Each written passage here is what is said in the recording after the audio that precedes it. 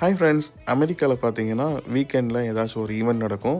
இங்கே வந்து ஒரு கோப்புங்கிற ஃபுட் மார்க்கெட் இருந்தது. அங்கே ஒரு ஈவெண்ட்டுன்னு சொன்னாங்க. என் ஃப்ரெண்டு கால் பண்ணி சொன்னான். சரி என்ன ஈவெண்ட் போய் பார்க்கலான்னு பார்த்தீங்கன்னா, அங்கே வந்து ஃபுட் கோர்ட்டு அது மாதிரி ஷாப்பிங்க்கு உண்டான திங்ஸ்லாம் நிறைய வச்சுருந்தாங்க. சின்ன சின்ன கடை மாதிரி போட்டிருந்தாங்க. எப்பவுமே கடை மாதிரி போட்டிருப்பாங்கன்ட்டு விட்டா, அங்கே ஒரு சிங்கிங் ஷோவுமே நடந்தது.